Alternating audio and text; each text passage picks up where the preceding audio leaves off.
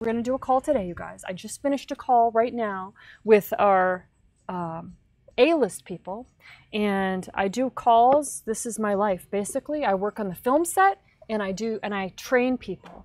I train people on how to find work and how to get work and how to move up within the film industry into all of these niche jobs, like acting, directing, producing, stunts, hair, makeup, sound, all of the niche jobs, editing, writing, all answers are found on the film set.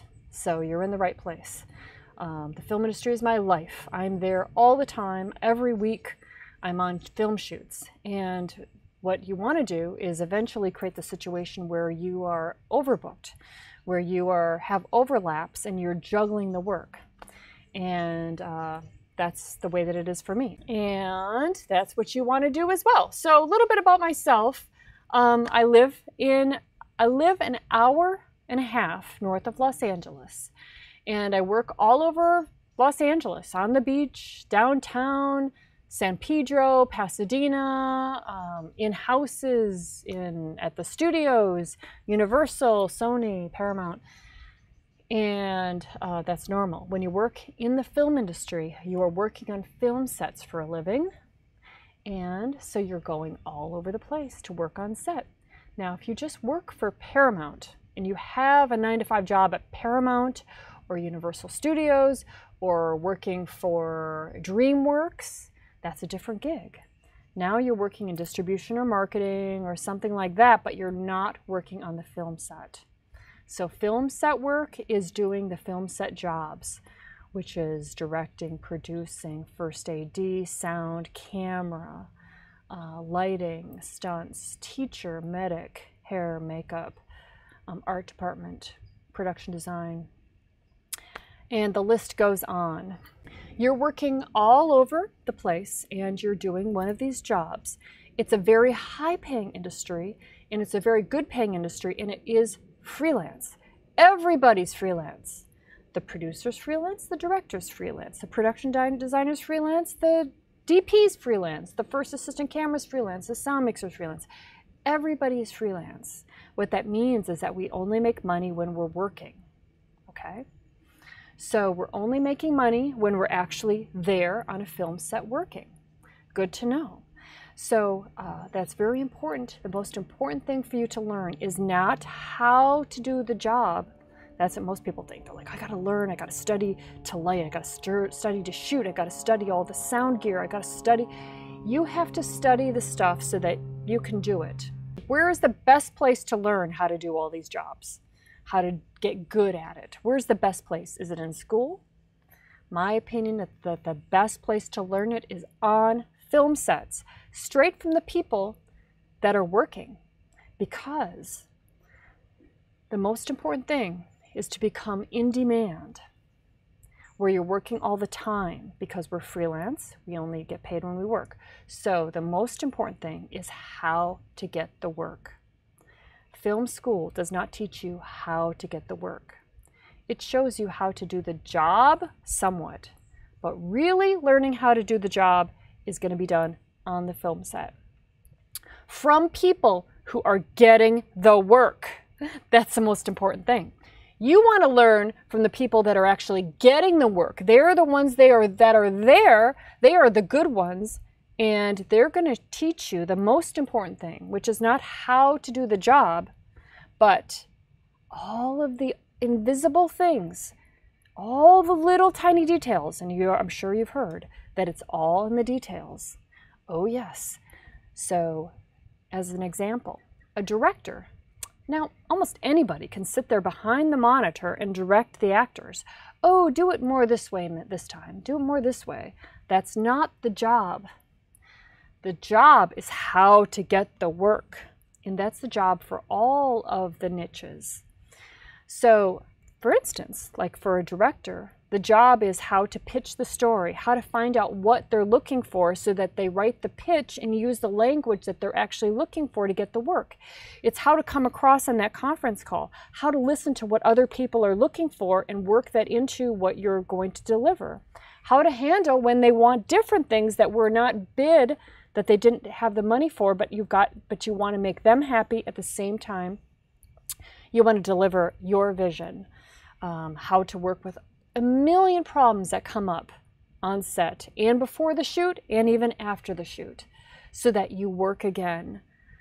And if you can observe some of the niches that you want to do, if you can observe people doing their job and getting the work, you can observe their tone of voice. You can observe how they dress. You can observe the language that they use, how they hold themselves, how they listen to people, what they bring up as actual points, and how they make people feel comfortable so that people are like, oh, you're music to my ears. That's called get it factor. And that's what you want to learn, because that's what gets you the work. That get it factor, meaning they get it. Oh yeah, I want to work with that person. They get it. So that's what I have developed. That's what I teach. That's what I specialize in. And it's a million points. It's not just one thing. Oh, just keep in mind. No, it's a million points of things that you do that are at a little bit different level than other people in the film industry. So you are the one that works. Because, you guys, there are so many people that want to be in the film industry and so many people that sort of are, but they don't work enough. So they have to have another job to keep themselves afloat. And the film job is kind of more like something they make like $5,000 a year, maybe $10,000 a year. That's a very big majority of people. But I'm talking about a career where you're working all the time in demand, and you're on a feature film, you know, for a couple months, and you go on under commercial, and then you work on a music video, maybe you work on a documentary. I'm talking about a career where you're making $100,000, $200,000, $500,000 a year. That's my world, is all professional stuff. And there are people, you guys, and you might be interested to know this, there are people that I work with, and I work on big stuff, right? And they don't work enough. They're not working enough to qualify for their medical and their retirement, because in the film industry, you have to join a union to get medical. And of course, it's different all over the world. And we have people here from London, Australia, Canada, Toronto, and Vancouver, as well as we have people from all over the United States that are here. And you're all interested in transitioning over to the film industry, or you've been working in the film industry and you're not getting enough work. So that's a very important conversation to have. And by the way, you guys are the ones that are here learning it.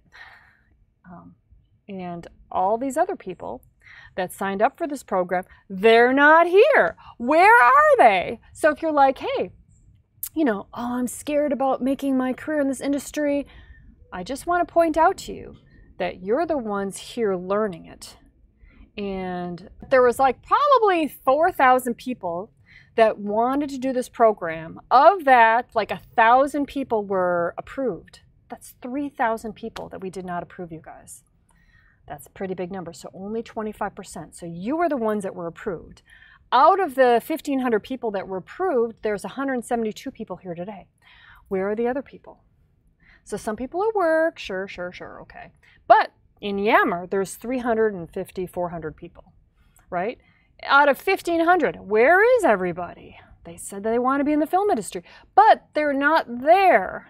The point is that you're here. You're the ones that are investing your time in learning this, so you're going to be the ones that will be successful. Most people will not do what it takes to really be successful. Even just showing up, even just rearranging their schedule so that they can be here and have this conversation.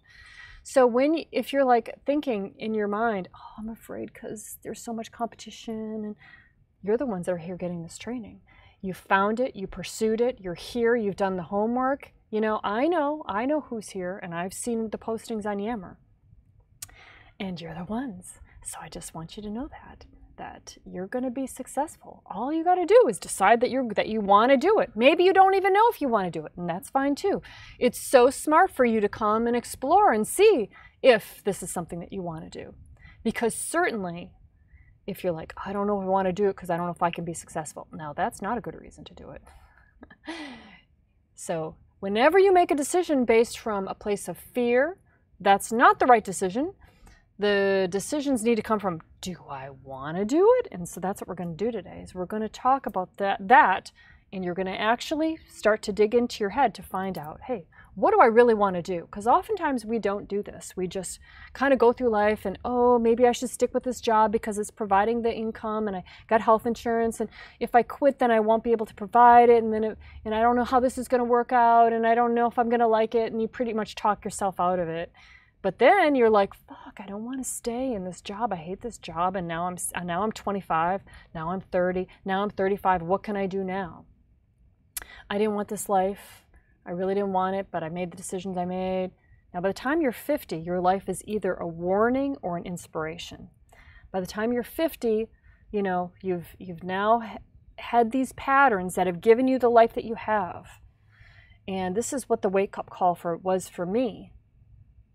When I was like 25, I was like, oh, the writing is on the wall. I'm either going to continue to live in Madison, Wisconsin, and go to bars on the weekends, and go to, you know, eat and drink, and go to a job 9 to 5 in the fluorescent light that I don't even like.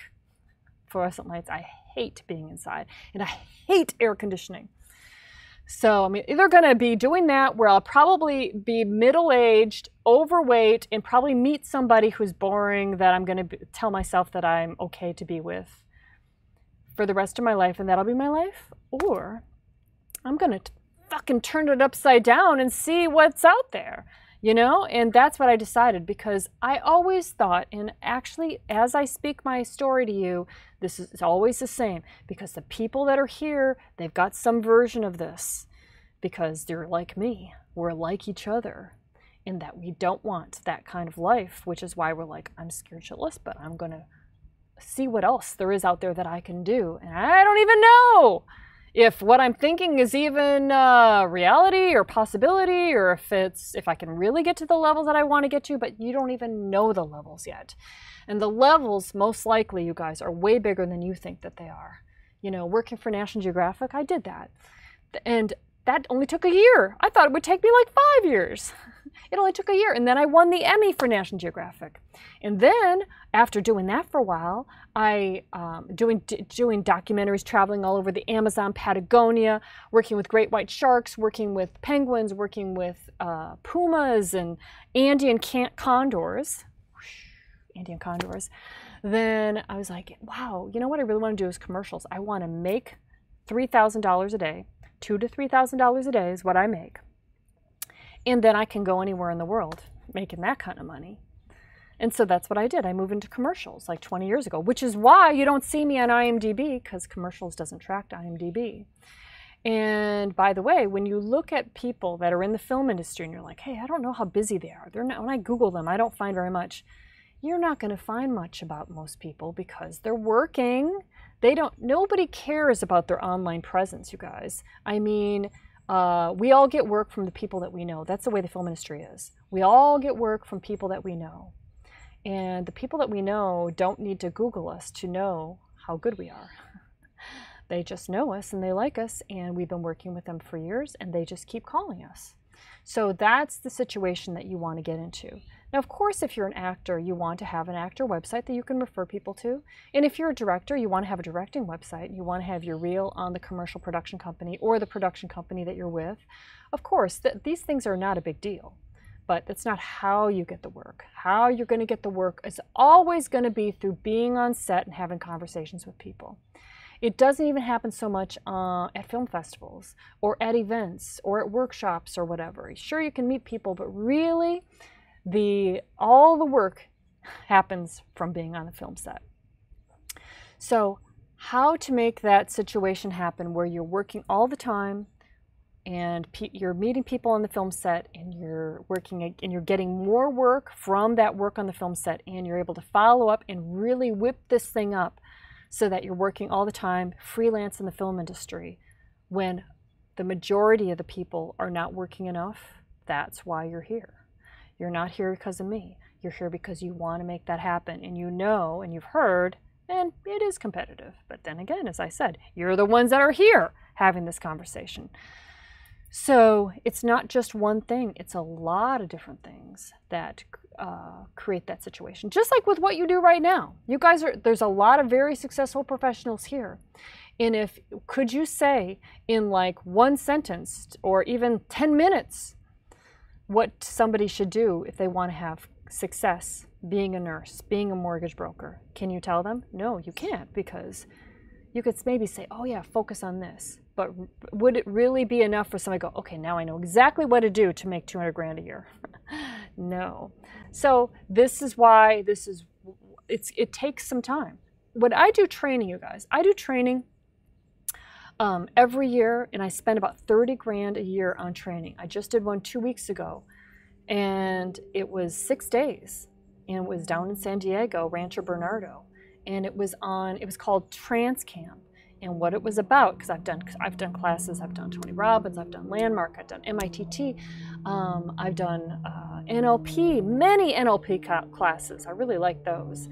I've done public speaking, and this one was on working with your subconscious mind, because actually the subconscious, like the conscious mind, is very noisy, right? We're just like, oh, why am I thinking that? Why am I doing that? The subconscious is really where it's at. So as you study things, you get deeper and deeper and keep expanding your understanding. You will never regret training, classes, investing in yourself. You'll never regret it, because it just makes you stronger, better, more fulfilled, more effective, more ninja. Most people don't do it. Most people react to life. You know, they take what they think they can get, versus creating a life, creating a relationship, creating your body. You can do it all. It takes intention. The best thing you can do is invest in yourself. In any of these, in anything, in any of the classes. I've taken real estate classes. I've taken so many classes. I will always take classes, because growing is the most important thing you can do. And that attracts people to you too. Like, that attracts film work to me too, because I can talk about so many things with so many people. So yeah, I founded Friends in Film about 6 years ago. And where it came from was my dad was a guidance counselor, and he wanted me to talk to his students about the film industry. I'm out here in LA, you know, back in Wisconsin. He's back in Wisconsin. So I started talking to the students, and I was like, I like doing this. My dad's a teacher. My mom's a teacher. And so I was like, I love teaching. I love helping people. So I started Friends in Film. I bought the domain name. I started just teaching people online. And it grew into what it is today. And I take people that have never worked in the film industry and get them in the film industry, being producers, writers, actors, sound mixers, cinematographers, DPs. We've got people traveling all over the world working on big stuff, working on like shows like HBO, NCIS, Blacklist. We've got people working on Grey's Anatomy. We've got people working on Orange is the New Black.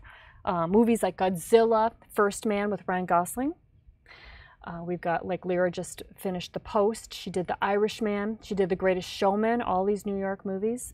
We got Amy that just finished Blade Runner, Jurassic World. So big stuff. We got people working in Pinewood Studios in London and in Atlanta, and also Perry Studios as well.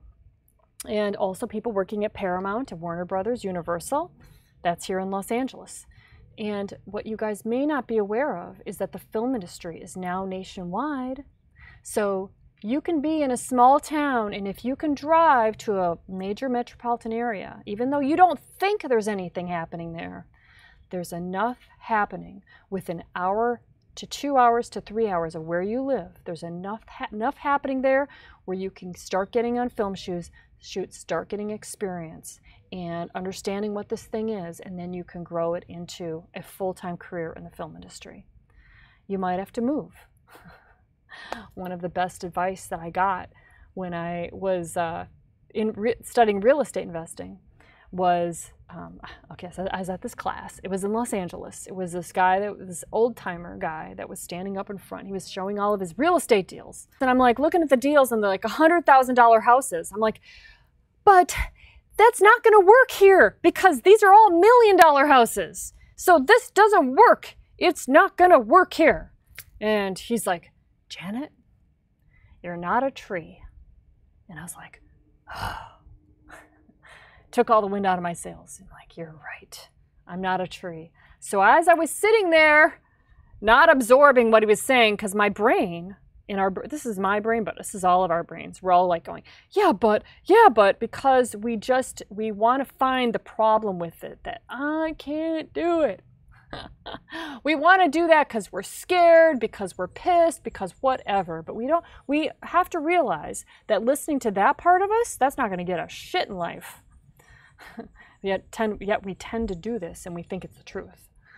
So he said that and I'm like, right, you're right. Janet, you're not a tree. I'm like, yeah, you're right. I'm like, okay. And then I got off my ass and I went to Texas and then I went to Florida and I looked at real estate there and I met investors and then we started buying houses in Florida. And then I started going to bank conferences because I'm like, I want to find something different to do. I want to have a different approach. I want to do it differently. So I started going to bank conferences, crashing the conferences in my little business suit. Now this is all happening while I'm in the film industry. And I would just crash them and I'd go sit at the bar with my little business suit on and I would talk to people that are at the conference that have the name tags on and I'd be like, hey, can I borrow your little book there of everybody's names? And they're like, sure. I'm like, okay, give me that book. And I would go to the front desk of the hotel because then these huge hotels or resorts. And I'm like, hey, can you copy all of these pages here? And so they would copy all the pages for me and then I would give them back the book and I'd be like, cool, thanks. Hey, I'll buy you lunch. And then I have all the names of everybody at the conference, even though I wasn't going to the conference. The conference was like $5,000. And then I would go to the hotel phone. You know, they have the phones where you can call the rooms. And I would go to the phone and I'd be like, hey, my name's Janet Urban here at the conference. I was wondering, I'm here because I want to buy non-performing debt, non-performing mortgages. I see that this is your job. Can we have a meeting? And I sat there and called people all day long and I got a bunch of meetings and people are like, you just came here and calling people and but they didn't see when you do, and this is what I'm telling you guys, you know, this is awesome because it's like when you do what most people don't do, people pay attention and they're like, really? And then they want to help you. Nobody wants to help you when you just ask for help. Nobody, this is film industry, especially. Nobody wants to help people that are asking for help. Hey, can you look at my resume? Hey, can you look over my reel? Hey, I'd love to pick your brain. Nobody wants their brain picked. Nobody wants to help you. Nobody wants to set you up. They don't even want you in the film industry. They want you to leave. There's so many people that want to be in the film industry. And they figure the best people will show up on set. Well, they're right. And by the way, you're going to feel the same way when you're on set all the time. You're going to have all these people contacting you. Hey, can I pick your brain? Hey, I love you this. I love that you did this. I love, you know, they're going to be trying to get you. And you're going to be like, I'll see you when you get on set. So this is just the way that the world works. And it's good to kind of know. So this is the kind of conversation we're having. When you do more than what other people will do, then all of a sudden the door is open. And as you can tell, right, from my story, you can see that, yeah, the doors would open, wouldn't they? And was I scared?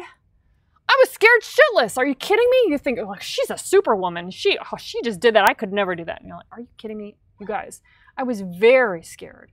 However, my desire to make something of myself was stronger than my fear. So therefore, I'm doing this. I'm doing it. So I did. And, you know, you just put yourself in a great state. Which state is the whole deal, you guys. State. Pickup artists, they study state. Like, why is she talking about pickup artists? Well, I've got some really good friends that are men. And they study pickup artist training. And at first I was like, oh, guys, really? You know, you're going to go to this class, you're going to go to Vegas and try to pick up women. I just find that like so I just judged it.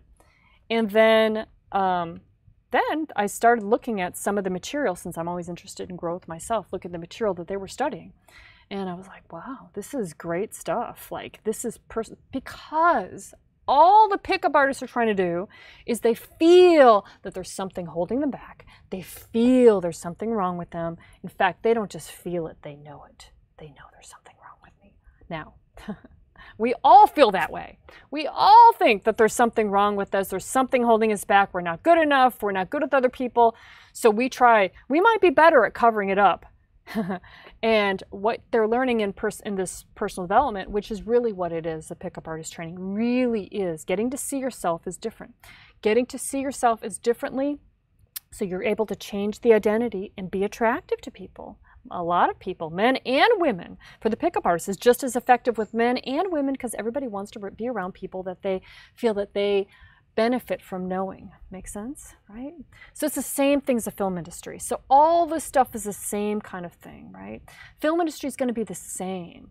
Like you're always going to be attracting work and attracting people. Now, if it sounds like it's a lot of work, well, it's not. It's really just deciding that you're going to become better and you're going to work on this thing, you know, yourself and your ability to connect with people and talk to people and do the job and learn something new and do what you love and be successful doing it. We're talking about life success applied towards the film industry. Now, is that a worthwhile study? For me, I say, oh yes. Life success, oh yes, that's worthwhile because that's how you get everything. That's how you get a house like this. You know, this house is insured for $3 million. It's got a walk-in beach front.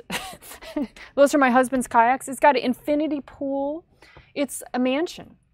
It's 6,000 square feet. It's got a freaking movie theater, a beautiful movie theater in it. It's got a workout gym.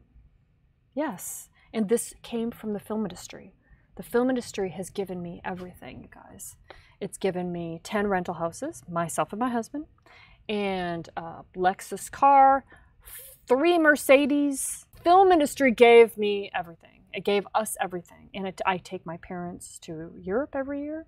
So I tell you this because when I started in the film industry, I wanted to see examples of people being successful, you know?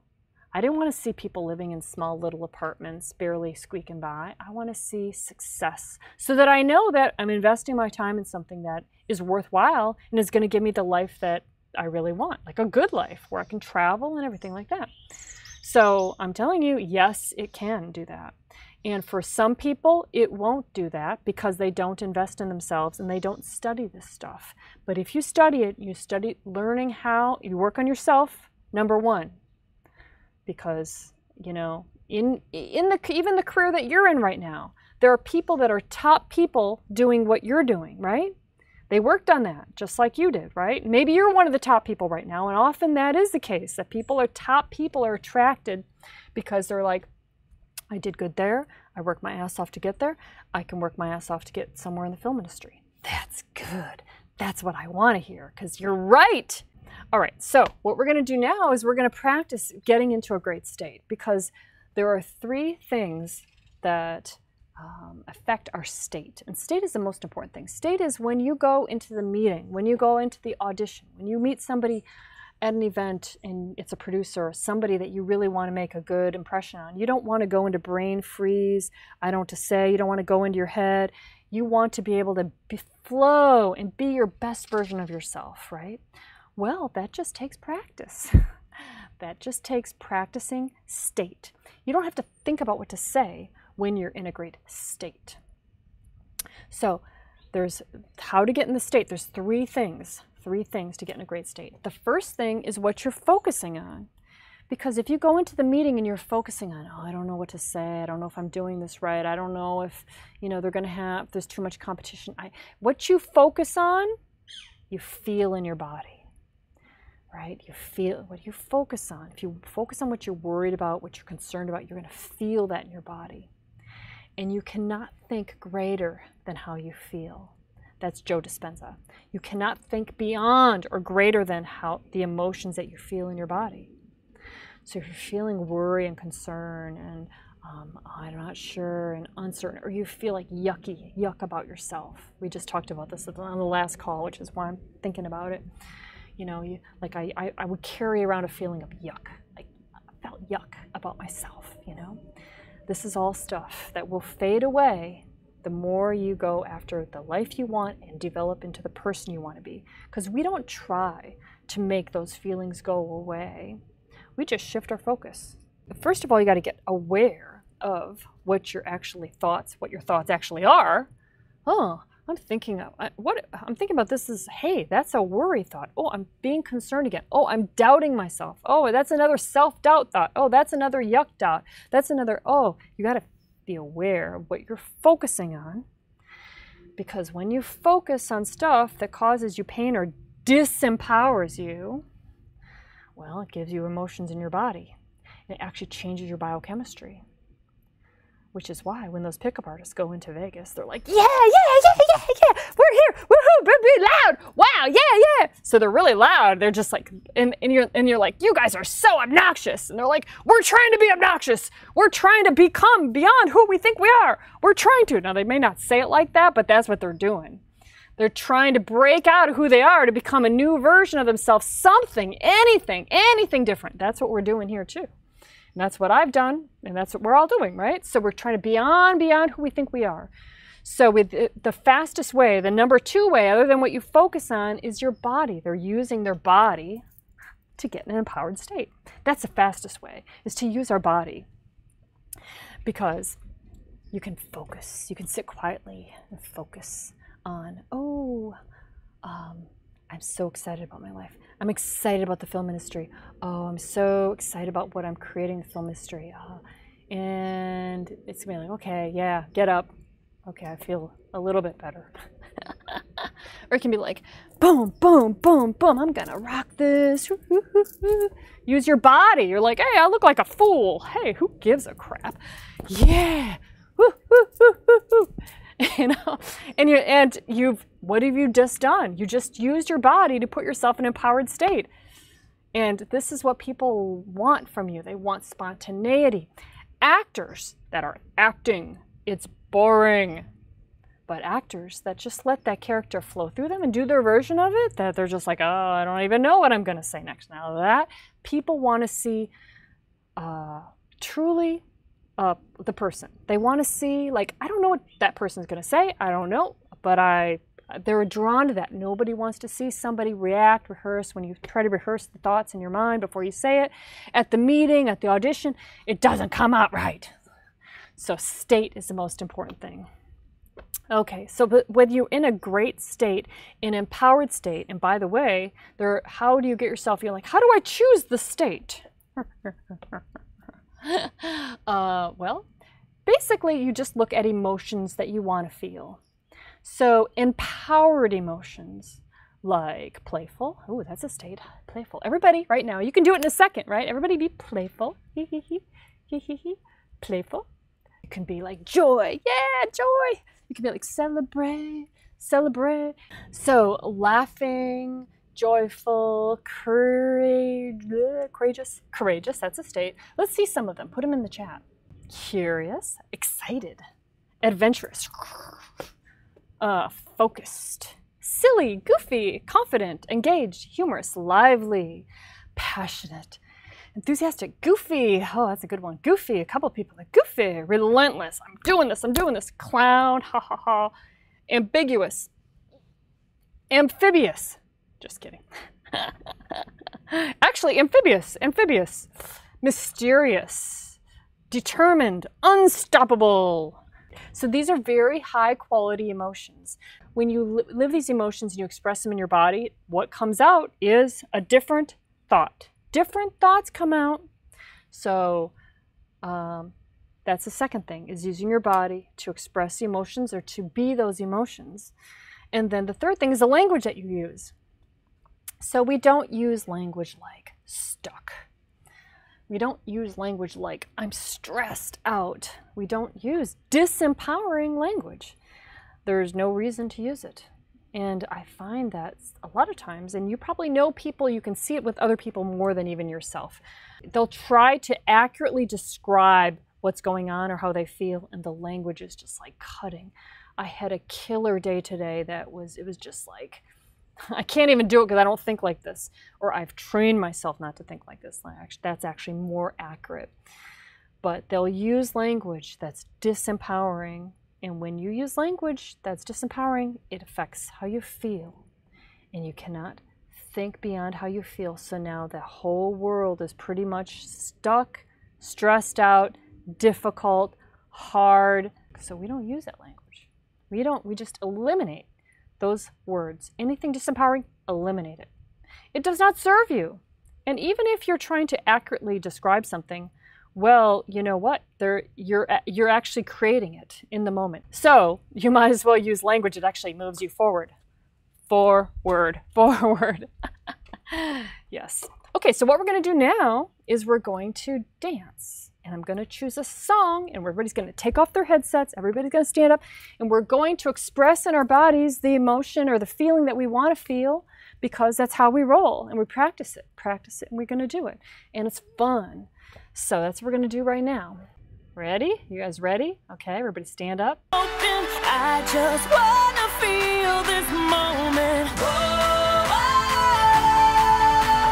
I just want to feel this moment. Who feels like new energy? Like you felt good before? Now, even better, even more. When I go on set, you guys, I'm like, yes, so good to see you. Awesome. I see people, I'm like, yes, oh yeah. Celebrate. And they're just like, instantly their hands go, yeah, Janet. Same thing. So this is good practicing. Because we want a great life here. That's why we're here. Now we already have a pretty darn good life because a lot of people here are successful. You're doing well in life. You just now want to focus it towards film industry and make it even better. So the fun work was to list what you're certain about, what you're uncertain about, and the underlying fear. Now the reason why we're talking so much today about the mental stuff is because it is a lot. Like 80% of it is the mental stuff. And we clear the concerns and worries and the stuff that keeps you, the conflicts that keep you from being your best self. We clear that out, not just today, but other practices as well, but we start it today. And we start this conversation. And then it goes on for your lifetime. Talking about this stuff creates change, which allows you to go do it and to implement it, but implement it in a good way, in a way that really works. Eli says, I'm uncertain how to get a job in the industry. I'm uncertain if I'll ever be financially stable while we won't have to worry about paying my bills, my student loans on time every month.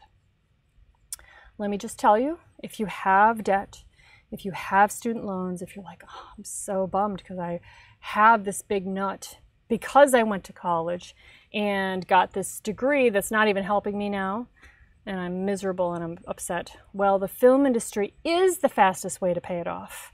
So I tell people that have spent $100 grand on film school and are not working in the film industry, they're like, oh, this fucking sucks. I'm like, well, actually it does, because you studied something that you didn't need to even study. They don't care. People don't care about the degree. They care about you, whether you're good to work with. Okay, completely different thing. They don't want to talk about your classes. They don't want to talk about where you went to school or your student films or your awards. They could give a crap. Now, when you're in the professional world, that stuff it's not interesting. It's not relevant. But how you are to work with, if they like you, that's relevant. So that's how you're going to get work. Okay, just to kind of frame it so that you understand, okay, so it doesn't matter if I went to school or not. No, it does not matter at all. Not at all.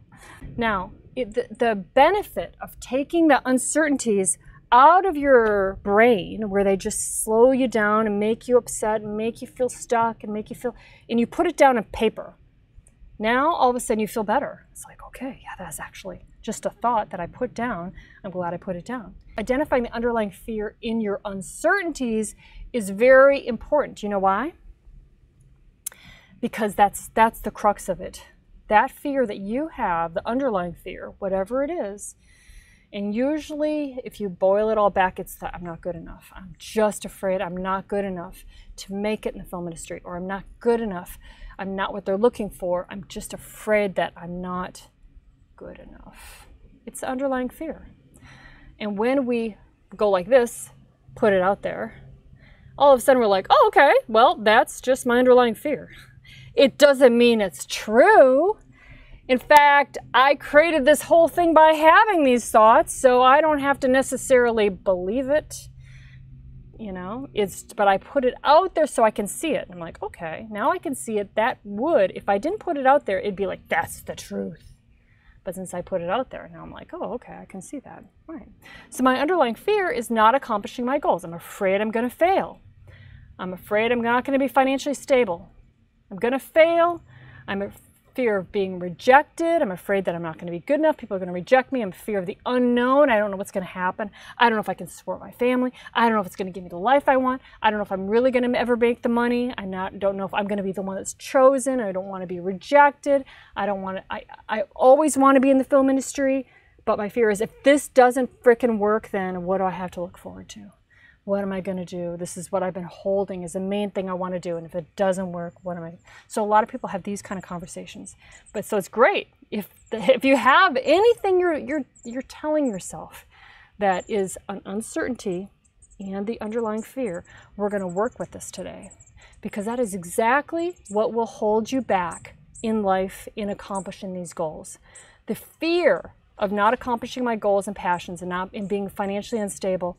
If you have that fear, are you going to fucking go balls to the wall and just like go out there and meet people and have great conversations and create and do amazing things and move wherever you want to meet and fly across the country and meet people like that you always wanted to meet and get involved and fly all over the world and do these amazing things? You're probably going to be doing it at a much slower rate and the whole time kind of feeling it out. So when you do this, and everybody that did this, we are not insecure people. We're powerful people because we're actually addressing what's going on in our heads, putting it out there so we can shift it. Not really change it, but shift it. So Liaza has a great one. My lack of confidence in myself will hold me back. That's my underlying fear. I'm too old to start a filming job. Oh, the too old one. That I'll never find my beloved dream job. These are the underlying fears. So what we're going to do is we're going to talk more about that, and we're going to see that these fears, they're really generated, and you don't have to listen to them. You created them in your head, and they're actually there to keep you safe. So why we have these fears, you guys? It's like, okay, so I don't want you to go like, oh, I'm so stupid to have these fears. No, that's not it either. No, we all have fear in us, myself included. Of course, we all have fear because we evolved from cavemen. And the cavemen that had the fear from getting eaten by the tiger or planning ahead so they had enough food, they had fear. They're the ones that survived, and they're the ones that evolved to us, all of us. So we have fear. It's in our biochemistry. So it's normal we're going to have fear. We just need to learn how to use fear instead of having fear use us. Because when fear is the one that's controlling the decisions that you make in your life, staying in a relationship that you shouldn't be in because of fear of the unknown, or not going after the career that you want because it's competitive and you think that it's hard and are you really talented enough, so maybe you should stick with your current job, or whether you're going to make enough money in the film industry to do what you really want to do. If you're making decisions from fear, you're going to have a mediocre life. And what we're all here, we're in a conversation to have an extraordinary life. So fear needs to be managed, looked at, worked with, so that we acknowledge it, but we're not necessarily going to make decisions from it. If you don't have a pen and notebook right now, go get one. I'll wait for you. We're going to use a pen and paper, or pencil and paper, and not necessarily your computer, but I want you to write it down. Anything, I don't care what it is, just write it down, because there's something that happens when you write and connect your writing hand using your body to the paper. I don't know what it is, but you're going to come up with some stuff that you haven't come up with before. So what do you want? What do you want? Write it down. Write it down. What do you want for your career? Where do you want to live? What do you want to possibly do in your career? What does this career look like? What does it give you? Career-wise, where do you want to live when you do this career? What would be ideal? How do you want to feel with this career? What do you want? Rant, write. The more you write, the more you're going to be narrowing in on what you really want. What do you want for your body? It's all connected together. Career, relationships, and body. They're all connected together. Really hard to have a great career when you have a crappy relationship. Because when you have a relationship that you've created that's strong and nurturing and positive and moving forward, you feel like you can take on the world. And then you can do that with your career. So what do you want for your relationship? What kind of relationship do you want? Do you want a relationship? And if you do want a relationship, what kind of relationship do you want? What do you want that person to be like? If you're with somebody or if you're not with somebody, what kind of relationship do you want? What do you want the communication to be like? What do you want the emotions to be like? How do you want to feel in that relationship? What do you want to give to this relationship? Just write. You'll find brilliance. And what you're writing down, it is brilliant. And what do you want for your body? What do you want for this magnificent body that's going to carry you through and allow you to do all these amazing things and have this great relationship and have this great career? What do you want for your body? How do you want to feel? How do you want to eat? How do you want to exercise your body, move your body? What do you want your face to look like? Smiling, beaming, happy, forward feeling, forward moving. What do you want for your body? Career, relationship, body. You can continue doing this and post this in Yammer, because you're going to find that when you post what you want in Yammer, you're going to read what other people want, and you really want to be in Yammer, really engaging with each other. Like you want to be liking people's posts and commenting, oh, that rocks, oh, that's great, oh, I love that. Just be constantly connecting and practicing that. Because Yammer should just be like really not, don't be afraid about posting. Just go on there if you're afraid and just post on other people's stuff. And post yourself too. Next thing is, why do you want it? Why do you want it? Now, when you answer why, now you're getting to the core reasons that are going to motivate you to keep going for it, no matter what. Why do you want it? Well, say you want a career in the film industry. Say it's in cinematography or acting. I want it because I want to do something creative. I want to feel good every day. Why do I want it? Well, I want to make a lot of money doing what I love. Why do I want it? Because I only live once. Why do I want it? Because I must do it for myself. Why do I want it? Because I have so much to give, and this is the kind of person I want to turn out to be. Why do I want it? Because this is what I've always wanted. And I can be a great example to my family. Why do I want it? Because I don't want to be driven by fear anymore, and I want to go after what I want by be driven by my passion. Why do I want it? So, why do you want it? Just go on a rant. If you're like, oh, I'm stuck. No, you're not. Rant. Whatever you write down, it's perfect. Because it came from you. So it's perfect. One thing opens the next thing. One thing leads to the next thing. Why you want it will keep you going. You'll do it for your kids. You'll do it for your family. You may not even do it for yourself, but you'll do it for them. That's an interesting thing. It's why is super powerful. Then the third question is, who must you become in order for it to be inevitable? Oh, that's such a great question. Because if you're like, I want this great life, I want to travel the world, I want to make this great money, I want to move into this, why do I want it? Because it's what I've always wanted. I'd be example to my family, example to myself. I must do it for myself. This is a very powerful way of talking, by the way. Powerful way of being, by the way. because people can say, oh, why do you want to get in the film industry? I hear nobody makes it. You got to know somebody. It's really competitive, and you're not, and they're going to try to talk you out of it. Why don't you get a regular job? Why don't you stay in medical? You stay with what you studied in school. Why don't you just, can't you be just satisfied with that? And then the why your why will be your answer. Your why is the most powerful thing, because that's what is pulled out from inside you. And when I started in the industry, my mom and dad were like, National Geographic, really, Janet? You really didn't even want to go look at the birds. So now you want to travel the world, do National Geographic. I'm like, yep, that's what I want to do. I want to become that person. I want that exciting life. I want to travel the world. I want to get paid to travel all around the world. I want to be exposed to the most exciting things in life. I want to meet the most exciting people, scientists, people that got things going in life.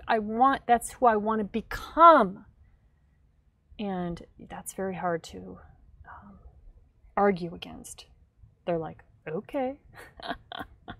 And then once I started working in the film industry, making all this money, making like 3 times as much money as anybody in my family ever made, that's when they all go, oh, okay, great. Hey, can you help me? Not my mom and dad, but my friends. Just like, oh, they were like, don't do it, don't do it, don't do it.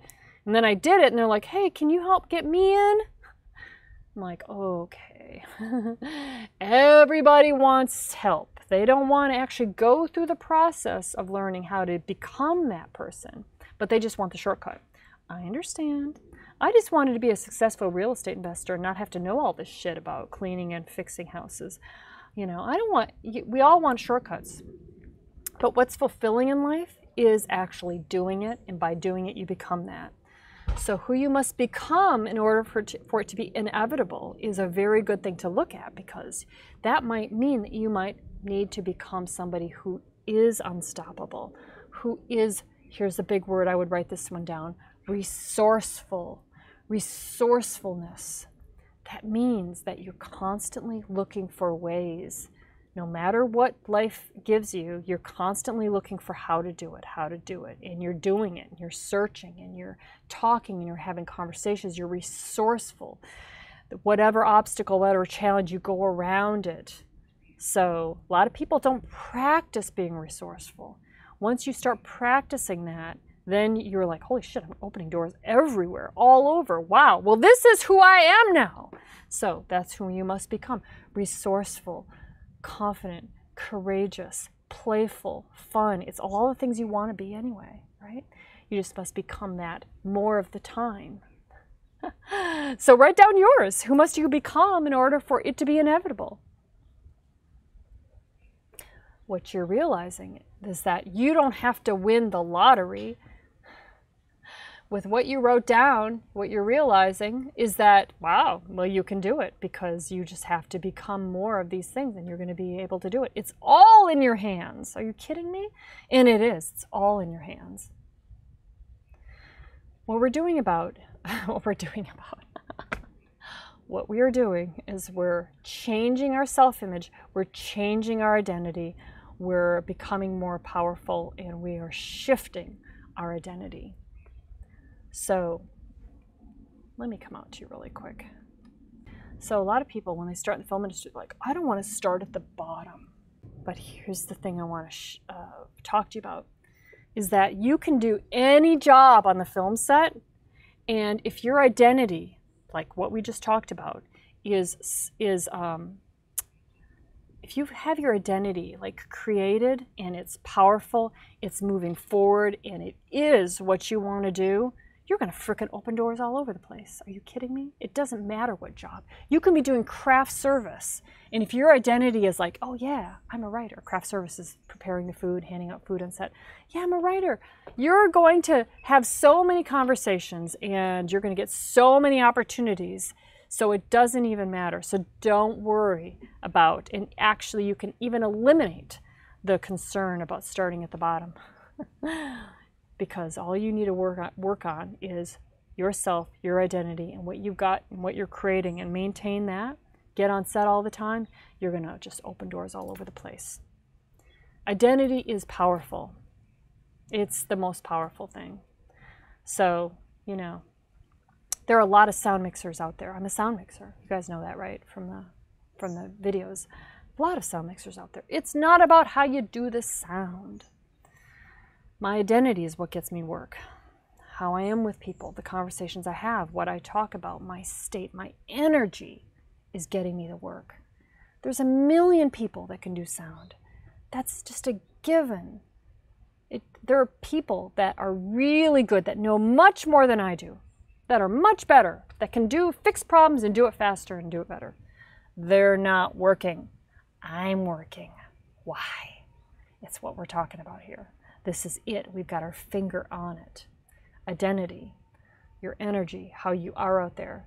If you're in a job now that is, you don't like it, it feels like it's sucking the life out of you, well, we'll shift that too, because I want you to look at that job as, hey, this job is giving me money, which allows me to now move into the film industry. Oh, that's good now. So now we use it. We're like, okay, that's just giving me exactly what I need to be able to move into a freelance film industry and build this thing. So that's okay. So we just keep shifting. We keep empowering ourselves no matter what. And you keep moving forward. This is your true identity, by the way. As we just talked about, that is your true identity. You being the person you want to be. This is who you're meant to be. This is who you must be. So your current life conditions versus your blueprint for how life is supposed to be. This is Tony Robbins' concept, which I don't adhere to anybody like, oh, that's the person to follow. I don't do that. I just listen to all these people, and even myself. You guys are like, oh, Janet is the one. No, you don't have to say that, or you don't have to think that. It's just like, take what is of value to you at this moment. Use it, live life, come back and keep studying it, and you'll find more and more and deeper understanding of everything. But nobody has all the answers. It's all just brilliant thoughts. And models are very good, though, because models can help you to understand really what's going on so that you have the power to change it. So your current life conditions and your blueprint for how you think life is supposed to be. Like if your current life conditions is, I'm doing a job I hate. My blueprint is, I want a life where I'm traveling the world, making a lot of money, around people that are exciting to me, and with a great partner, and in shape, and making this amount of money, excited to turn on my life. The distance between these two is your amount of dissatisfaction with your life, but it's also your growth. It's your growth. And this is what is so exciting. And this is your life's work. So your current life conditions are who you're being now, have given you your current life conditions, which is not necessarily bad. You've got a good job, you're doing well in life, you've worked on yourself a lot, you're taking care of yourself, right? So it's given you your current life conditions. It's just that you want more. That's good to know. That's great. This is who you're meant to be. So we all have growth to do. Who you're meant to be matches your blueprint for how it's supposed to be. Who you're meant to be is somebody that would make that money, that would travel the world, who would have that confidence, that would attract that work, that would be thriving. So, makes sense? This is you living up to your full potential. This is our job. This is what we're here to do in life. So your suffering is the direct correlation, but it's also your growth. All right, so we all have a lower self and a higher self. Lower self and a higher self. We all have these both parts of ourselves. So now we're going to identify whether we're operationally being or coming from our lower self or a higher self for the most of the time in life. So our lower self, when we're operating from our lower self, we're avoiding situations where we could fail. Say we go to an event and we avoid having conversations with the exact people that we should meet that could really move us forward in life. So that's when you're just in your lower self. Higher self feels the fear, but takes action anyway. Lower self is often have a lot of worries, have a lot of anger. You're just in your lower self. You also have a higher self where you figure it out. So you just want to go from your lower self if you are aware, oh my gosh, I'm now thinking, I'm angry, I'm pissed off that things are not going fast enough. Why does it have to be so hard? Why don't people believe in me? Why do I have to live where I'm at? You're just in your lower self. It's not the truth. It's not the truth. And when you're in your lower self, there's not much you can do. You're stuck, right? Like, those are not forward-moving thoughts. Why do I have to live here? Why couldn't I be better looking? Why couldn't I have this? Why can't I be better? Why can't I remember better? Why can't I blah, blah, blah? You're just in your lower self. Higher self says, okay, I accept myself. I'm just going to figure it out. Lower self is in a frustrated state. Higher self empowers themselves. Lower self blames circumstances and blames people. Now, this is a big one, you guys. This is hard to even identify when you're doing it. But whenever you're blaming, oh, if I only had more money, I'd be further along in life. You made money more powerful than you. If you're like, oh, if only I lived in LA. Well, you made where you live more powerful than you. So you have no power. You've taken the power away. The circumstance is stronger than you. Blaming anybody or anything is disempowering, and you're in your lower self. Because you made that thing more powerful than you. You can't do it. It's the circumstance. Make sense? Blaming yourself is the same thing. You know, when you're like, oh, why can't I? What? Dang it, why do I have to be in my lower self? Why my lower self sucks? I can't do anything because I'm stuck in my lower self all the time.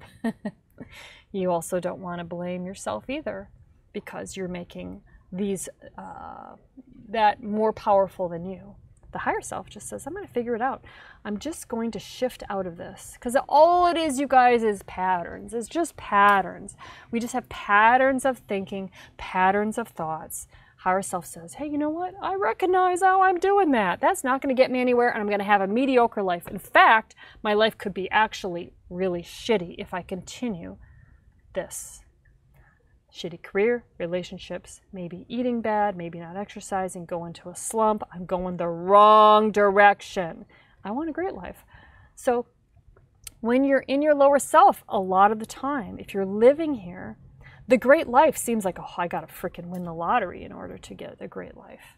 But it's not true. And it seems so far away precisely because you're in your lower self. When you're taking action, figuring out, empowering yourself, then this goal that you have, this big goal, it's not very far away, is it? No, because you're like, I'm just going to do that too. Exactly, you will. That's true. That's it. You got it. Yes. Okay. So a lower self is a lesser version of yourself because of fear. The higher self creates a new version of yourself every day. Lower self definitely stays stuck because I don't know, I don't want to be rejected, I don't want to fail, you're just in your lower self. It's not true. It's just you're listening to that and you're in your lower self. All you got to do is create a new version of yourself every day. Decide what you want. Take that list of what you just said that you wanted and put it somewhere really important, because that is how you must be in your higher self to get all that stuff. And you know why it's important to you now. Because actually the lower self is in a lot of pain. It's painful. This is painful. To worry, to be in these patterns, this is painful. Now a lot of people, and I bet you know people, they stay in this state because then they're staying in this state. You know why? It's because of fear. Because if they stay in this state, they can blame a lot of things, and they have a good reason and a good story to explain why they're not where they want to be. Oh yes, I can give you a million reasons why. Okay? But they're in a lot of pain. And those are the people whose lives will end up being a warning. The higher self has power. The higher self creates power. It doesn't have power. It creates power. The power plant doesn't have power. It creates power. That's a Brendan Burchard line. I think he came up with that. I don't know. But the power plant doesn't have power. It creates power. Same for you. You're creating it. Everybody has fear. Everybody. Oprah has fear, for sure. Richard Branson has fear. Successful people feel it and don't let that feeling stop them. Oh, I have fear. Are you kidding me? I used to, hyperventilate before I could go on camera. I felt that fear. And if I focused on it, you guys, if I focused on my fear right now, I could give myself a panic attack. I could do it. I could focus on it and I could do it. I could create it. I could tighten up my stomach and I could do it. I'm not going to do it. You know why? Because I'm not going to focus on where I don't want to go. I'm going to focus on where I want to go. That's what I'm teaching you to do too, because that's the important message. That's what we're here to talk about, is moving forward, all of us. This is a success story, a story of success, training on success. Make sense? Okay. Now, here's a good thing. Oh, this changed my life. The path to your dreams is going towards what's uncertain, towards uncertainty. You're like, what does that mean? I have enough uncertainty in my life. I don't want to go towards it. I want to know things are certain. Well, you guys, when you try to make things certain, that you know what's going to happen, you know how it's going to go, that's where you are now with your job, right? You know the job, you know the people, you know how it's going to go. And this whole film industry, this whole big thing that you don't even know, you haven't done it yet, right? The path to your dreams is going towards once uncertain and being totally okay with it. In fact, being like, I want it, I want it, I want it, I want it. I want to learn this, I want to grow. The reason why it's so exciting, you're going to have a very high quality of life, you guys, if you go towards what's uncertain. Because, you know why? Because you're growing so much. You're growing so much. When you grow is precisely when it's totally uncertain. And you're like, oh. When you go after what you want in life is when you attract the right people, because it's the energy that you're putting out there, and then these people get attracted to you who are the right people for you. Then you end up having great friendships and great relationships with people. So I met my husband in Joshua Tree. He's right over there. I did not meet him when I was selling copiers.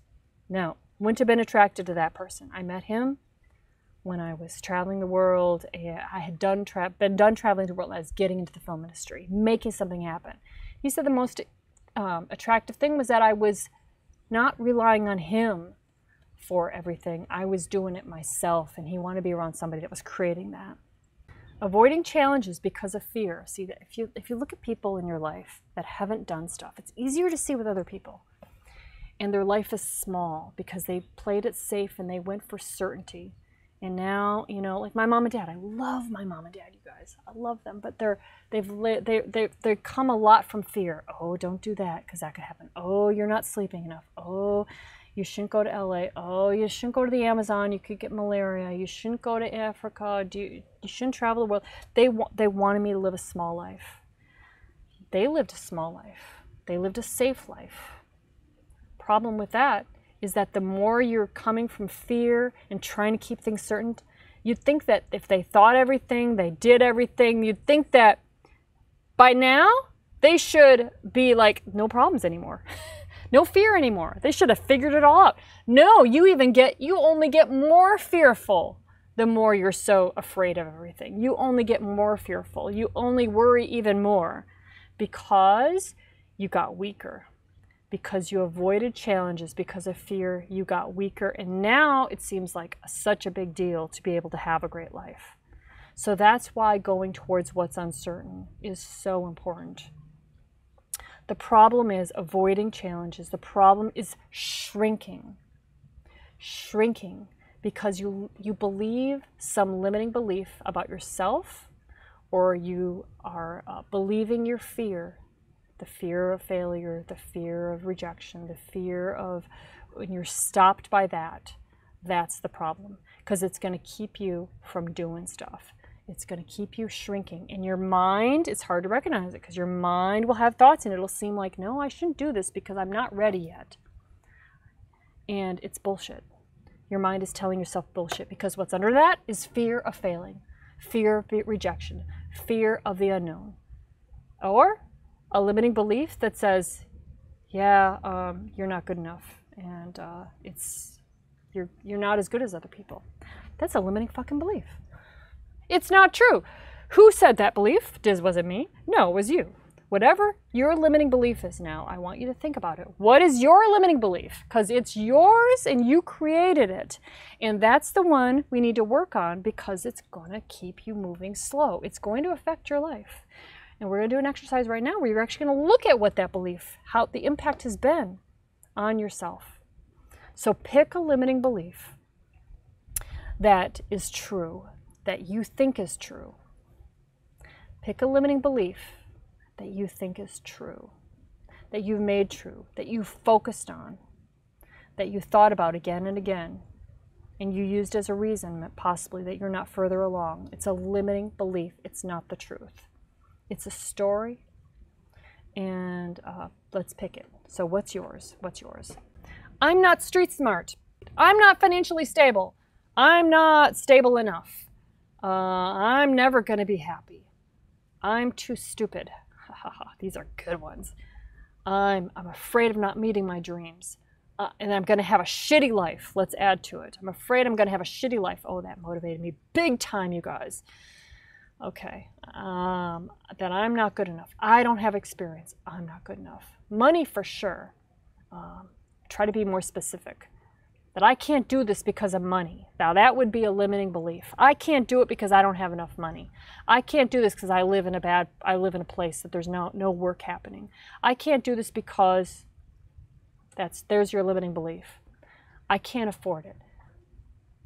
I'm afraid of rejection. I don't have a good living financially, and I'm also not happy. Limiting belief. I'm afraid of getting rejected. I can't do it because I'm afraid of getting rejected. I'm afraid because I'm too old, I'm too far away, I'm too introverted, I'm too clumsy, I'm too distracted, and I'm not making enough money. Oh, Trey, you just hit so many that everybody goes, oh yeah, me too, me too, me too, me too, me too, me too. So good job. Nailed it. All this is bullshit, by the way, Trey. It's all bullshit that you're too clumsy, all bullshit that you're too distracted, all bullshit that you're too introverted. These are limiting beliefs. If you believe them, if you think them, if you keep thinking them, if you say it's true, if you put it out there and you say it again and again and again, you tell other people who you say you are, this is what's so great about this conversation, because what you're putting out here, so many other people, same thing. Low self-confidence. I'm too old. I'm older. I have a learning disability. I do not dress right. I don't have the know-how. I let my mind get in the way. God damn it, my mind's getting in the way again. Oh, damn it. Radiance, right? Me too. I will not make my dreams come true. It's not going to happen. I will not make my dreams. That's a limiting belief. If you believe that, how hard is it going to be? Hard. Rejection. Lack of support. Oh, we can go on and on and on. It's so good. Okay. So it's bullshit that you think you're too old, and then some people think they're too young. It's a limiting belief. You can get in the film industry at any age. You can get in the film industry at 80 and start acting. You can get in the film industry at 80 and start doing any of these jobs. Now, is it going to be unusual, possibly, if you're 80 years old and you're starting off as a production assistant or some of these assistant jobs? Yes. But you know what? You'll certainly stand out, and people will give you work because you're different. So if you believe that you should be there and that you want to be there, other people, they do not want to get in the way of that. They're not going to go, oh, no, no. No, if you need to realize that you have tremendous power. All of our thoughts, they're coming through all the time, aren't they?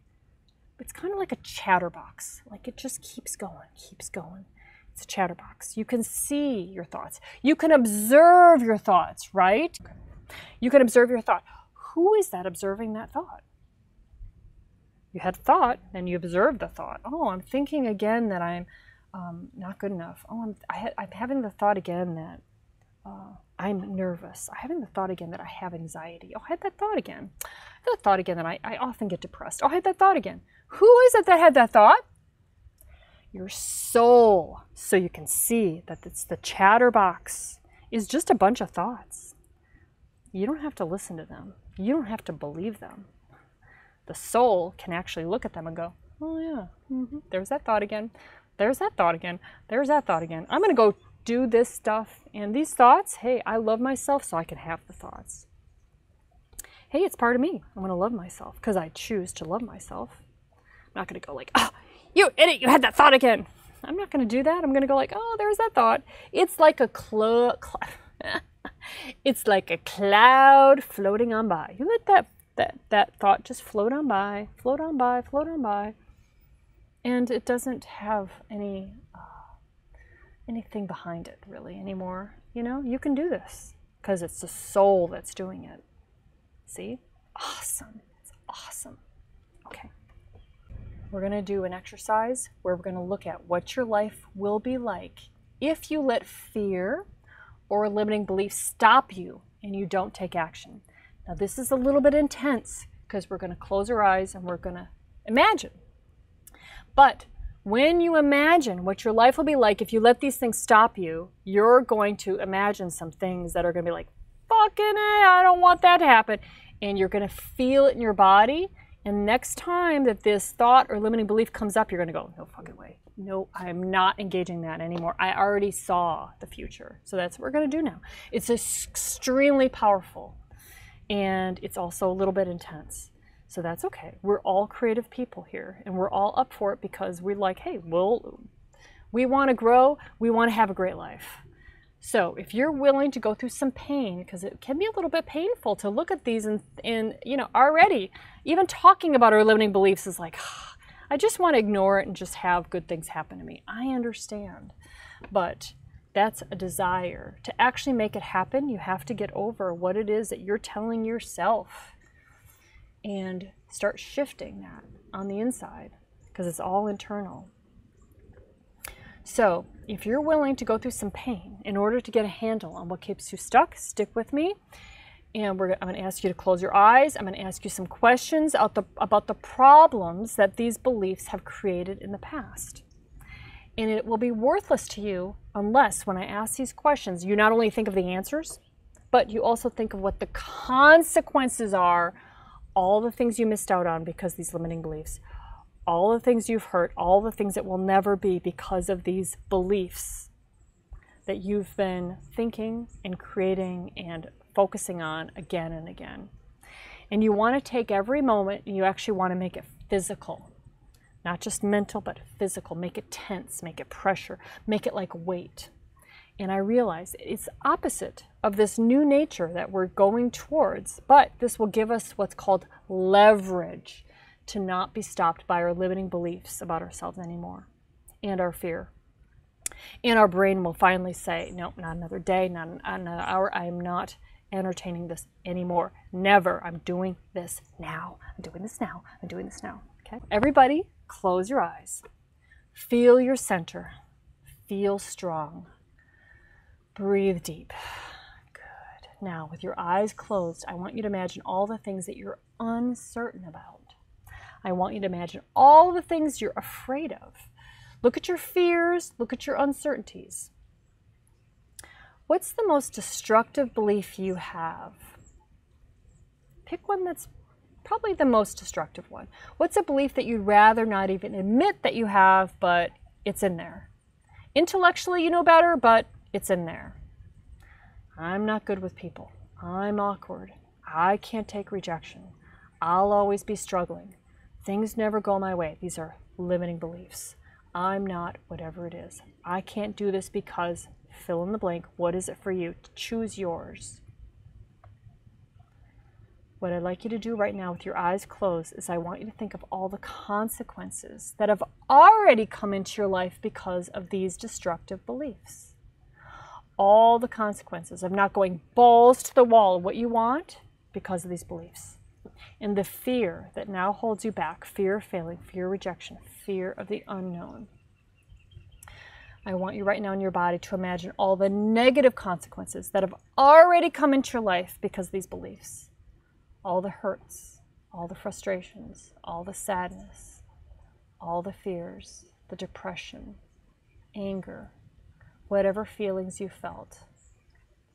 The fear that you're not good enough, not really up to par. Inside, there's a little voice that says, you're not all that. and it causes you to do things with reservation, in a shrinking way, less than who you are or who you want to be. Maybe I'll do it next time. Maybe I'll do it when I'm more ready. How does that feel to shrink? To think there's something wrong with you? Feel the uncertainty, the sadness, the hurt that's come because of these limiting beliefs over the past. What's the price of these beliefs? You've repeated and dwelled on them, and you made them feel real. I want you to imagine putting all those feelings, all the negative consequences into your body right now at one time. Feel the weight of those consequences on your body, the weight on your shoulders, your neck, your body, and the pressure that comes. Feel that disappointment. What relationships are no longer in your life because of these beliefs? You didn't think you were good enough, so you shrank away. Who have you missed out on because you believed these beliefs? What resentment or sadness have you had because of these beliefs? With family, with friends, with yourself. Feel it. How does that feel? Stack it. How have these bullshit beliefs affected how you are with people? How you are going for your career? How you see yourself? How much did you go for it in the past with these beliefs in place? How does it feel to shrink, to believe you're not that great? Think of the consequences that have happened to you financially in your career because of these beliefs. What have you failed to accomplish because of these beliefs? Be honest. Don't think about what you have. What haven't you done? How does it feel to fail to achieve what you want so deeply? How does that feel? Feel it directly now because of these beliefs. All because of these lousy beliefs. These bullshit beliefs that you just reinforced by telling yourself again and again and again. Feel what it feels like to know you hurt yourself because of your own limiting beliefs. Now we're going to look at the impact of these destructive beliefs if you keep believing them, what your life will look like if you continue to believe your BS. What will your life be like if you keep shrinking because of these beliefs? You don't want people to know that you're really fill in the blank. How does it feel in your body to be afraid that you can't make it? How does it feel to do things in a half-bent way? Not all of you, because you've got this squid on your face. Doubt is right there. What's the impact of that in 5 years? Drag your limiting beliefs with you now 5 years in the future. Feel them like a snowball getting bigger and heavier and more intense. 5 more years of living this way. 5 more years of fear, of loneliness, of hurt, depression, lying to yourself, pretending you feel good when you know you don't. Feel it in your body. Feel the pain, the disappointment of 5 more years. Feel it. Don't avoid it. Feel it. Feel the consequences of these beliefs. Feel what they cost you for 5 more years. 5 years from now, what's your deepest regret because of these beliefs? What's your deepest pain because of these beliefs? What have they cost you? Who's no longer in your life because of these beliefs? What's happening in relationships with your family or your friends because of these beliefs? What's the price you pay? Feel it. Don't just think about it, but feel it. 5 years of this, 5 years of pain. What's your body like because of these beliefs 5 years from now? Are you overweight and out of shape because you let yourself go? Or are you skinny and thin because you don't take care of yourself at all now? What happened to your energy 5 years from now? Your joy? Do you feel old 5 years from now because of these beliefs? Feel it. What happened to your career 5 years from now? What did you miss out on? What did you fail to achieve? What did you lose? Take 5 years of pain all at once in your body. Feel it. Feel it, but don't change. Don't change. Lie to yourself. I'm not really good with people. I'm not talented enough. I don't know if I have what they want. I have no evidence I can do it. I'm not good enough. Feel the full intensity of this. Feel it and keep telling yourself it's not that big of a deal. While inside, you know it is. Tell yourself you can't change. Lie to yourself. Say it's just the way that you are. It's just your problem. It's just your quirkiness. It's your challenge. It's your thing that was given to you by someone else. Lie to yourself and tell yourself you can't change. As you do, sentence yourself to 10 years of this. 10 years of pain on top of everything else you've had. Drag your pain, drag your limiting beliefs with you, and get ready to enter your body 10 years from now. 10 years from now. Come up with the worst case scenario you can imagine. Enter your body 10 years from now and feel a decade of pain. Did you give up these 10 years so you could hang on to these beliefs? This bullshit you told yourself? 10 years from now, what hurts you the deepest? What's your bank account like? What's the look on your face? What's your deepest regret? What's happened to your joy 10 years from now because of these beliefs? Your energy, your smile. Who did you never meet? Who did you never develop a relationship because of your limiting beliefs? How does it feel to miss out? Feel the pressure, the intensity in your body. What happened to you financially after 10 years because of these beliefs? These bullshit beliefs, these limiting beliefs, how does that feel? Feel it and tell yourself you can't change, that it's just your problem. Do we need to go 20 years? Are these beliefs worth it? Start answering out loud right now, okay? Use your body. Are you willing to settle for this as your destiny? Answer out loud right now, yes or no. But you can't change. You have to settle for these beliefs because after all, it was told to you since you were a child. So you have no choice, right? You have no choice. It's not your fault because it was told to you. You're a victim, so you have to be a victim for the rest of your life, yes or no? Are you willing to suffer these consequences, yes or no? Are you willing to suffer these consequences, yes or no? Are you willing to hurt your friends and your family and your loved ones all because of these bullshit beliefs, yes or no? Do you have to go 20 years in the future to find enough pain to change? When would you change? The answer is now. When will you change? The answer is now. Who controls what you believe? You do. Can anyone make you believe anything? No. Who's the only one that controls what you believe? You do. Does your past control what you believe today? No. Does it matter if someone told you something your whole life? Yes or no? Does it matter if someone told you some bullshit your whole life? Do you have to believe it? Yes or no? When can you change? Answer is now. When will you change? Now. Who controls what you believe? You do. You are in absolute control of what you believe. Can anyone else make you believe anything? No. Can anyone else control what you believe? No, that's right. Let the spirit talk. Stand up. Stand up. Everybody stand up. And here we go.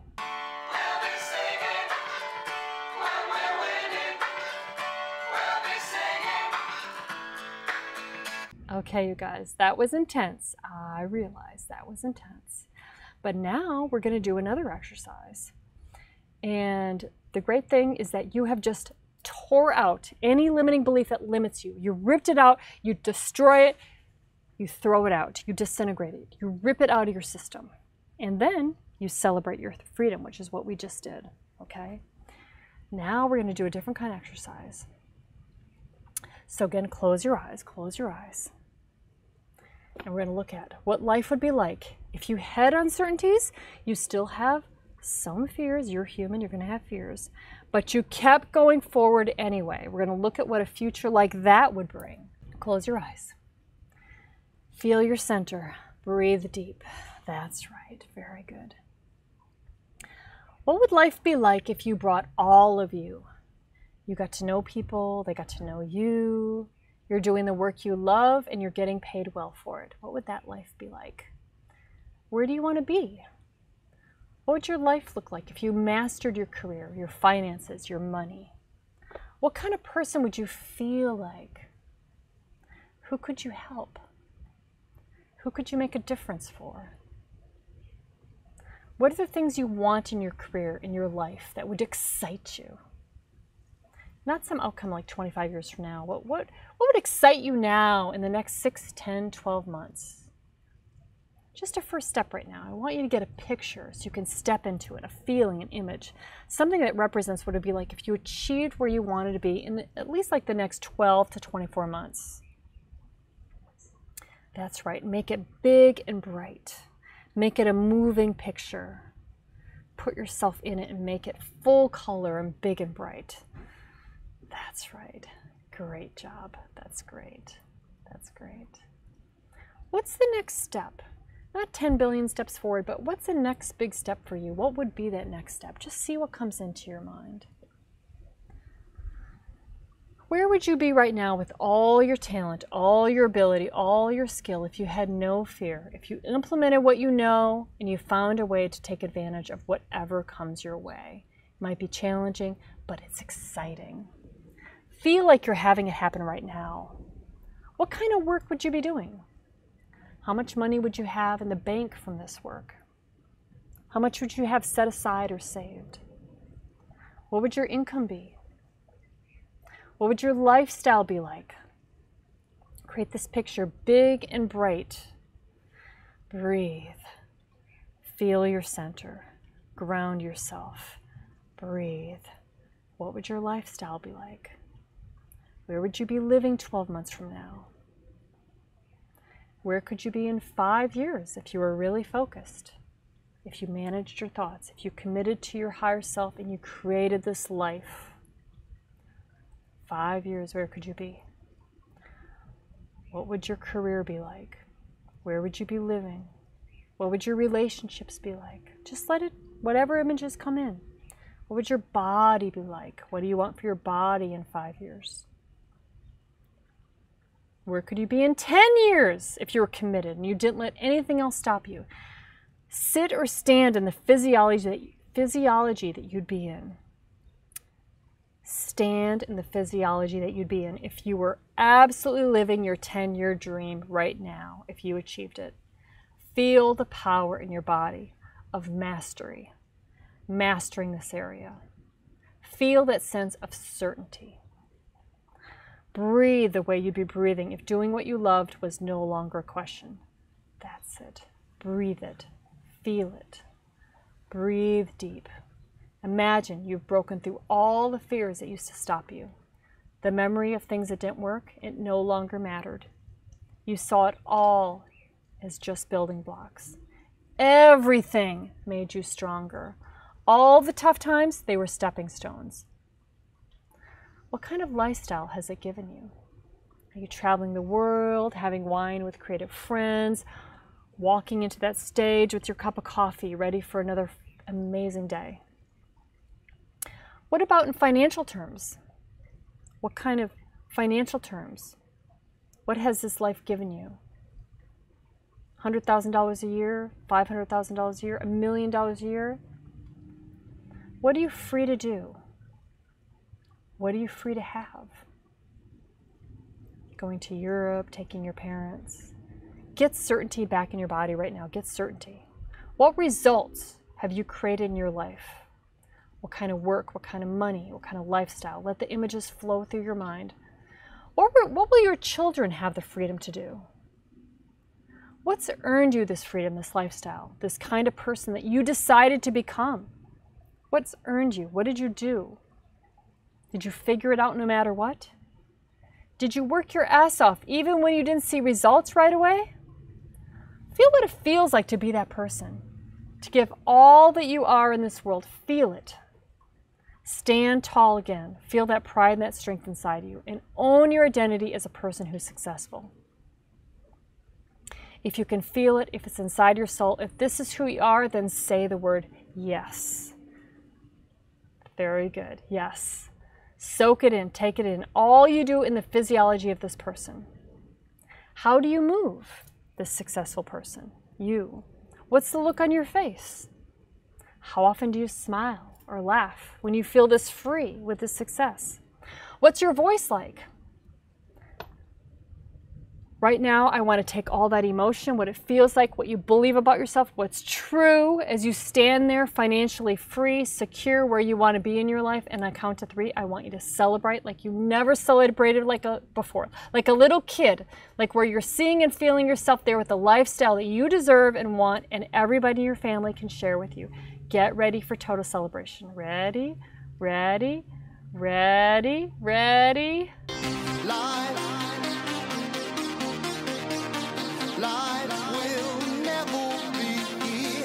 Those were big deals that you just did, you guys. That was a big deal because you just really visualized what your biggest limiting belief is and the impact on your life. And you're like, I don't want that fucking life. I'm not gonna entertain that anymore. And then you visualized the kind of person that you want to be. is very powerful. I think you've accomplished a lot today. This is the most important thing you could do in your life, right? Just get very clear, because clarity equals power, right? Okay, so we're gonna finish up here, and I'm gonna give you now something that is super valuable. This is so valuable, because if you're like, yeah, I know I want this great life, but I'm myself and things are going to happen, I'm going to be scared again, and I need to know how to deal with it. I'm going to share with you right now what to do when stuff comes back up, because it's all patterns. We all have patterns that we've been doing and thinking and everything. We're like, yeah, I am who I am. I've been thinking these thoughts. So now here's what you do, okay? The path to your dreams is going towards uncertainty. We already talked about that. When you're consistently going towards uncertainty, though, you guys, that's when the fear comes up. When you feel the fear, though, now you know, hey, I can feel fear. It means that I'm human and I have evolved. That's why I'm here today. You know that you're alive. It doesn't mean stop. It means go. You got to know that victory is near. When you're pushing like this, victory is near. You're going to make it. You're going to be successful. You're doing it. Just that energy of doing it means you're going to do it. You're doing it. Here's a great quote by Tony Robbins. The quality of my life is directly proportionate to the amount of uncertainty I can comfortably live with. The reason why that's true is because when you're going towards what's uncertainty, that audition, that film job, the quitting your job, the going towards it's uncertain, it's a very high quality of life because you're growing so much. You're alive. It's exciting. You feel so alive. And there's so many possibilities, right? There's infinite possibilities, and you're meeting infinite people every day. Very exciting. That's a very high quality of life. Here's what you do when fear or a limiting belief comes up. You ask yourself an empowering question. It's got to be a question because your brain will answer it. So we're talking about working with our mind here, because our mind will go back to, oh, you know, but I don't have enough money, or but I don't live in the right place, and come up with a limiting belief, which is bullshit. Now, you know, if you entertain that and you say, no, that's true, you're going to have a shitty life, most likely, because you're shrinking. So now you're going to be aware of it, and you're going to go, oh, wait a minute. Let me ask myself a question. If you just say, no, I'm good, I'm fine, I will have a great life, I'm great, I won't be anxious, I won't be depressed, then part of your brain goes, bullshit, bullshit. But when you ask yourself a question, now your brain goes, okay, it answers it. So it's got to be an empowering question, meaning it empowers you versus disempowering you. A disempowering question is like, why do I always do this? Why do I always, that's disempowering question. And the question that you will get, the answer you will get from asking yourself a disempowering question will be a disempowering answer. Because you suck, because you're clumsy, because you can't remember, because you're anxious, because you're a depressed person, because you have ADHD, you will give your, and we are very good at giving ourselves shitty fucking answers, aren't we? So we're going to shift that. It's our job, it's your life job to shift those answers. And all you got to do really is just avoid answering. Ask yourself an empowering question instead. All right, so here's an example. All right, so I'm uncertain how to get to my goals as an actor, director, writer. I'm uncertain. The underlying fear is, oh, what's underneath that? I'm really just not sure if I'm good enough to do this. So some empowering questions are, well, are other people doing it? Yes. Did they also have fear? Yes. Can I get on set and meet these people and model them? Well, yes. Can I see how they get work by watching them, observing them? Yes. Well, who do I want to meet that works in the film industry?